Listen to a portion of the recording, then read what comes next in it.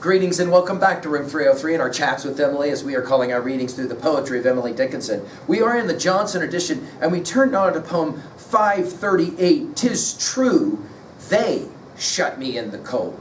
Now, right away, the obvious question is, who is the they of this poem? Now, to be shut in the cold suggests some kind of concern about being mistreated or misunderstood. And who is the they? And are we talking about her brother Austin and Emily's one-time very close friend, some have called lover, who ultimately becomes Austin's wife, Sue? This poem will take us back to 220 right away. Do you remember this? "Could I then shut the door lest my beseeching face at last rejected be of her?"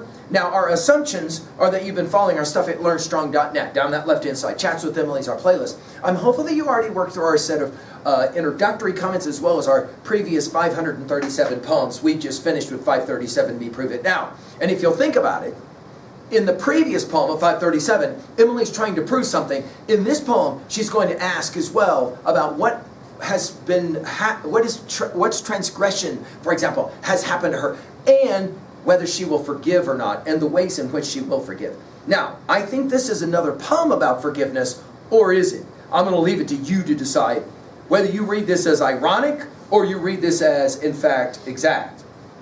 "'Tis true, they shut me in the cold, but then themselves were warm and could not know the feeling 'twas. Forget it, Lord, of them.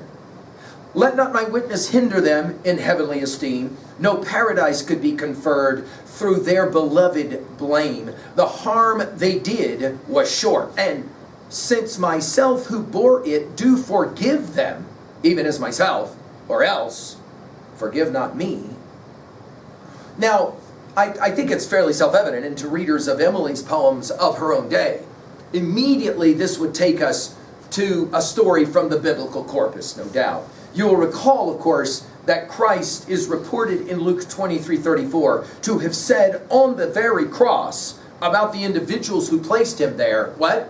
"Forgive them, for they know not what they do." So we're going to be playing around in some regards with this idea. Now, we'll begin with "'tis true." And it's interesting the way she'll begin it this way. It's like, "Oh no, believe me," as in "'tis true," right? In other words, almost like, and this is why we call our series Chats with Emily, it's almost like a throwaway. No, I'm telling you what I'm saying here right now. It is in fact true. "'Tis true, they shut me in the cold." Now, do you guys, this idea of shut me in the cold, when we did 220, we're back to that one.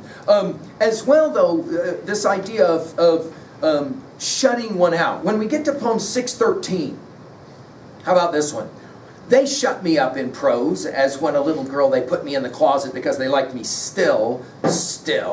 Could themselves have peeped and seen my brain go round, they might as wise have lodged a bird for treason in the pound. Himself was but too well and easy as a star abolishes captivity and laugh. No more have I." This idea of being shut up, this idea of being somehow pushed away or kept out of, okay? This will be, now note the irony of this. This is written by a woman who shut herself away from society for most of her adult life. Emily chose that. And yet notice here she says, "They shut me." And then notice it's in the cold. In the cold. Now, you'll remember from poem 452, "The Malay took the pearl, not I the earl. I feared the sea too much, unsanctified to touch. Praying that I might be worthy the destiny, the swarthy fellow swam and bore my jewel home to the hut. What lot had I the jewel got? Born on her dusky breast, I had not deemed a vest of amber fit. The Negro never knew I wooed it to gain or be undone, alike to him one." We're playing possibly a very similar game. Emily, there was something that I was unable to acquire. Now, some have argued that it's Sue, her pal, maybe her lover. "'Tis true they shut me in the cold, but then themselves were warm and could not know the feeling 'twas." In other words, she says, whoever the they is, they did something to me that put me out in the cold. But they themselves had no idea that while I'm outside freezing, they're inside warming. as in together. Now, anybody that's gone through a relationship that blew up and suffered rejection, and then watched the one that you care about enjoying themselves in another relationship, this will obviously for you work immediately, won't it? Right? I mean, you understand what that's like. Keep reading. Forget it. Now, notice we go from forget to forgive. Did you see that? Did you even draw the connection? I hope you did. Forget it, Lord, of them. Now, this forget it, Lord, is, I think, a play off of the Luke 23:34 passage, forgive them for they know not what they do. Notice God gets injected into the poem. Forget it, Lord, of them. Let not my witness hinder them in heavenly esteem. So now she's saying to God, even though they did this terrible thing to me, I don't want you to hold it against them. Interesting. In heavenly esteem. No paradise could be conferred through their beloved blame. Notice the repetition of the B sounds here. Now, is she speaking to God saying, look, I know it was a bad thing, them shutting me out in the cold and all. We immediately have to think of our Dante, and please remember that in our study of Dante's Divine Commedia, especially Inferno, that the center of hell is not actually fire for Dante, but rather what? Freezing cold, right? In other words, to be separated from in the cold. But she says to deity, don't hold it against them. I don't want them to miss paradise because of the thing they did to me. Notice the harm they did. So she comes back to it one more time to say that what they did to me was harmful. But notice she says it was short. Now some scholars who read this poem say, here is classic Emily's understatement of the day. It's fine. It wasn't that big of a deal. But you have a sense that hiding behind this, it's fine, it wasn't that big of a deal, it was short, rests another view that says, this has obviously pained me. Was short, she says, they did it, they did it, it was short, and since myself, who bore it, again, the messianic language here, it's Christ-like. Christ bears the sins of the world on the cross. Emily is bearing this, whatever this is, that this harm that has been done. Myself who bore it, notice all the dashes here. It's like she's trying to figure out how to say it. Some have read this poem as a prayer.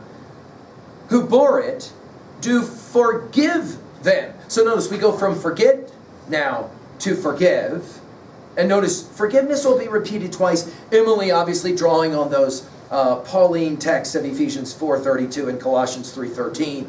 And then obviously that Christ story in Matthew 6:14 through 15 about forgiveness and the importance of forgiveness, right? Forgive them even as myself, or else forgive not me. Now, when we get to poem 874, we'll come back to this study one more time. And this is how she says it at 874. They won't frown always. Some sweet day when I forget to tease, they'll recollect how cold I looked and how I just said, please. Then they will hasten to the door to call the little girl who cannot thank them for the ice that filled the lisping full. We'll come back, obviously, when we hit 874 to speak again of this poem. What is happening in 2a? I think the argument she's making is that sometimes it is necessary to forgive those who hurt us, even though it is heavy, hard. To 2b, obviously, the question is, who is the they of this poem? And clearly, what is it that they actually did to Emily that would lead her to these feelings of being so distraught?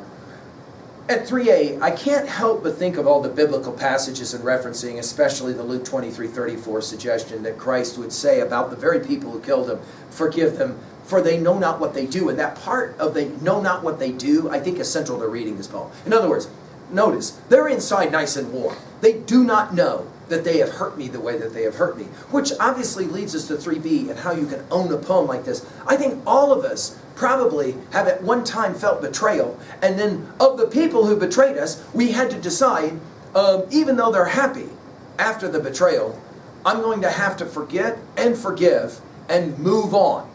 It's possible that this is what's happening here for Emily. What was a time when you had to forgive somebody, and how hard was that to say, it's all right, I'll get on with my life? Thank you.